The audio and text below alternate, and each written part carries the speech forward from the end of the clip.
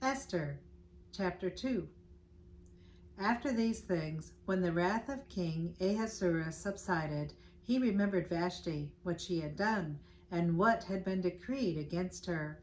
Then the king's servants who attended him said, "Let beautiful young virgins be sought for the king, and let the king appoint officers in all the provinces of his kingdom, that they may gather all the beautiful young virgins to Shushan the citadel, into the women's quarters, under the custody of Haggai, the king's eunuch, custodian of the women, and let beauty preparations be given them. Then let the young woman who pleases the king be queen instead of Vashti." This thing pleased the king, and he did so.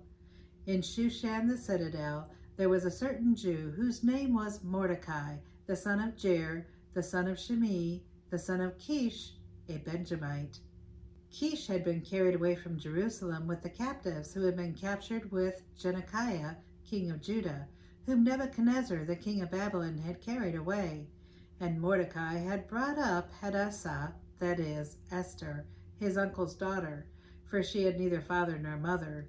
The young woman was lovely and beautiful. When her father and mother died, Mordecai took her as his own daughter. So it was, when the king's command and decree was heard, and when many young women were gathered at Shushan the citadel under the custody of Haggai, that Esther also was taken to the king's palace, into the care of Haggai, the custodian of the women. Now the young woman pleased him, and she obtained his favor, so he readily gave beauty preparations to her, besides her allowance.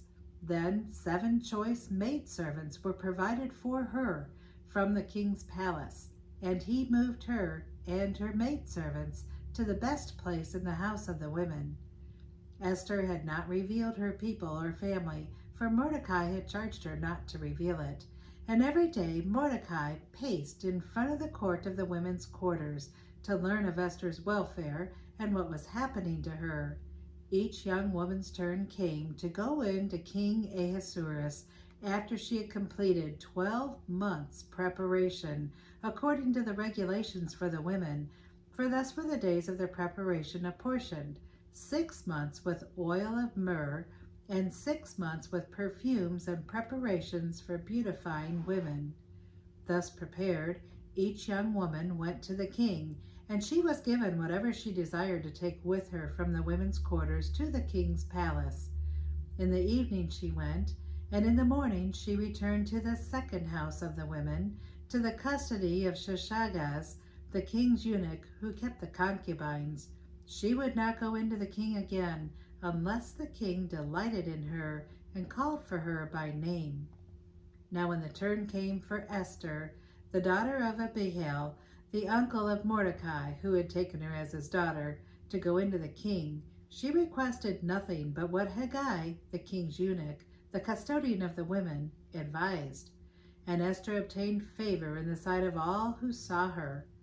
So Esther was taken to King Ahasuerus into his royal palace in the 10th month, which is in the month of Tebeth, in the 7th year of his reign. The king loved Esther more than all the other women, and she obtained grace and favor in his sight more than all the virgins. So he set the royal crown upon her head, and made her queen instead of Vashti. Then the king made a great feast, the feast of Esther, for all his officials and servants, and he proclaimed a holiday in the provinces, and gave gifts according to the generosity of a king. When virgins were gathered together a second time, Mordecai sat within the king's gate. Now Esther had not revealed her family and her people, just as Mordecai had charged her, for Esther obeyed the command of Mordecai, as when she was brought up by him. In those days, while Mordecai sat within the king's gate, 2 of the king's eunuchs, Bigthan and Teresh, doorkeepers, became furious and sought to lay hands on King Ahasuerus. So the matter became known to Mordecai, who told Queen Esther, and Esther informed the king in Mordecai's name. And when an inquiry was made into the matter, it was confirmed, and both were hanged on a gallows. And it was written in the book of the Chronicles in the presence of the king. God, thank you for the book of Esther.